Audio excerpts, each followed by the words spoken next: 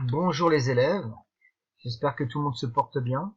Donc à travers cette vidéo, je vais corriger le devoir maison numéro 6. Vous aviez à faire, à compléter cette feuille pour aujourd'hui. Donc la première difficulté que vous aviez à résoudre, c'est le problème ici de l'échelle. On a une échelle de 1 centième. Alors, qu'est-ce que ça veut dire avoir une échelle de 1 centième? Ça veut dire que la réalité est 100 fois plus grande que le schéma.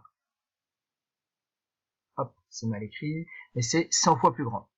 Donc pour avoir les dimensions réelles de mon plan, ici, alors même si les résultats, vous les connaissez puisque je l'avais donné dans la correction, je vais utiliser un tableau de proportionnalité.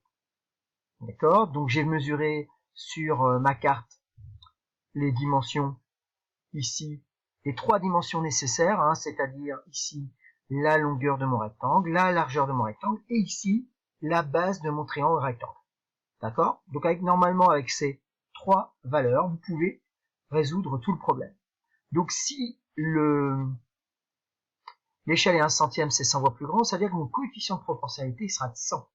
C'est-à-dire que la réalité est 100 fois plus grande que la carte, donc je vais ici avoir une multiplication par 100, ce qui va me donner en grandeur réelle 600, 8 fois 100, 800, 2 fois 100, 200.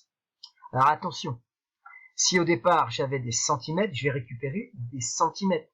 Qu'est-ce qui est 100 fois plus grand que 6 centimètres? C'est 600 centimètres. Il n'y a pas de changement d'unité. Mais on ne va pas garder sur notre schéma les dimensions réelles en centimètres, on va les convertir en mètres. Alors pour ça, on va faire un tableau de conversion. Je le rappelle que vous devez le connaître. Mètre, décimètre, centimètre, millimètre.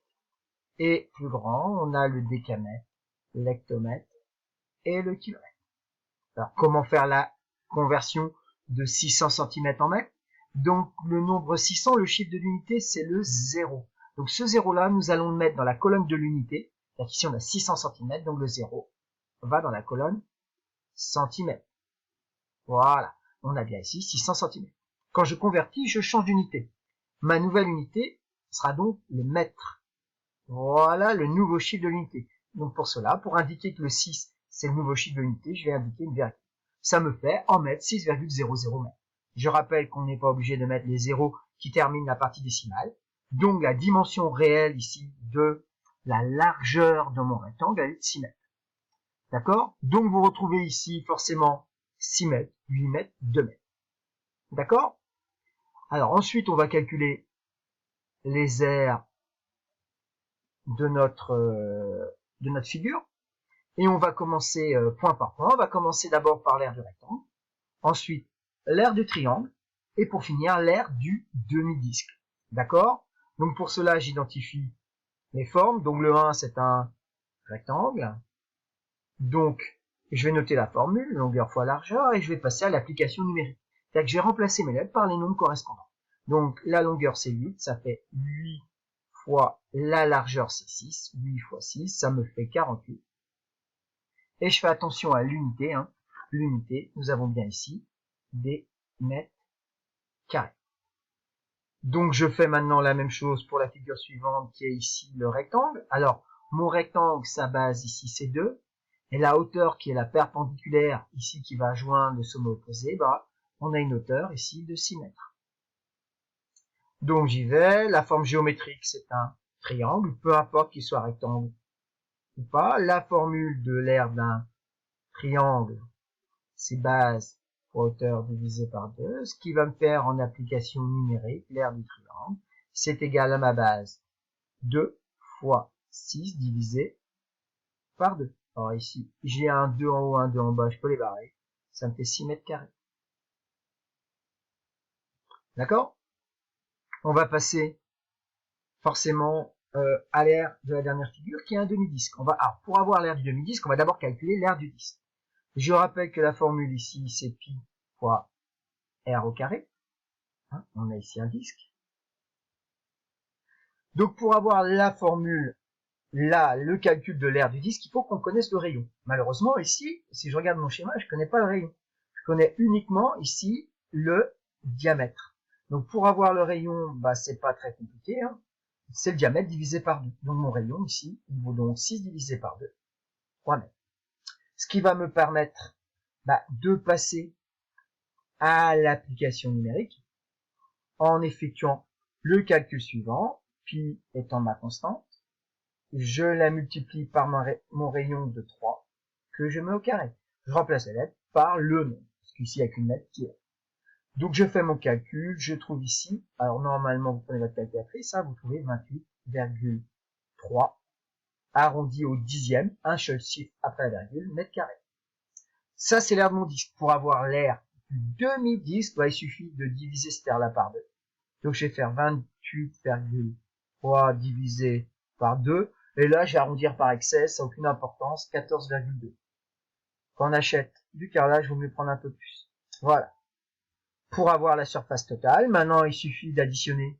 Alors ici c'est pas 2 points, on a bien une égalité ici.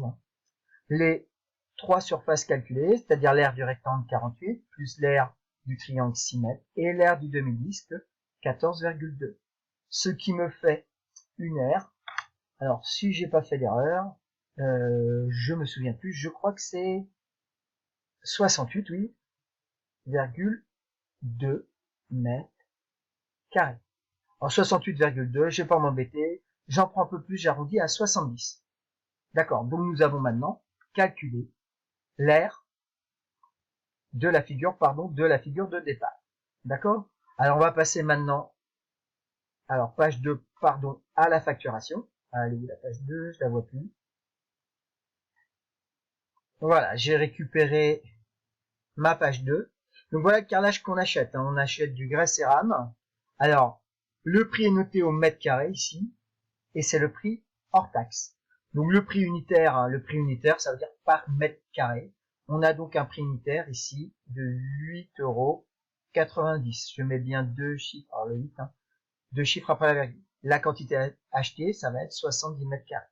Ce qui nous fait un total ici, à vérifier, si je ne fais pas d'erreur de calcul, de 623,00 €. Alors maintenant, il va me falloir calculer la TVA. La TVA correspond à 20% de ce prix hors taxe ici. Donc le calcul va être donc le suivant, 623 fois 20 divisé par 100. Alors, si je fais ce calcul-là à la calculatrice, je vais trouver ici 124 € et 30 centimes. Donc maintenant, on va faire la somme ici pour avoir le total TTC, toute taxe comprise, qui additionne le prix hors taxe et la TVA, ce qui nous fait un total de 747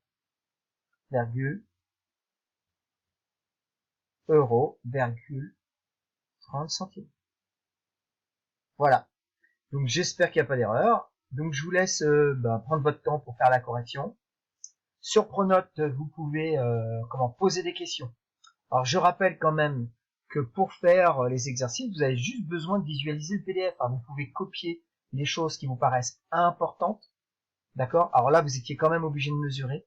Donc j'espère que ça n'a pas trop posé de difficultés à certains. Donc autrement, je vais essayer de vous mettre des PDF que vous pouvez uniquement lire et que vous pouvez copier sur votre cahier, sur une feuille. Bon, je vous remercie et à très bientôt. Au revoir.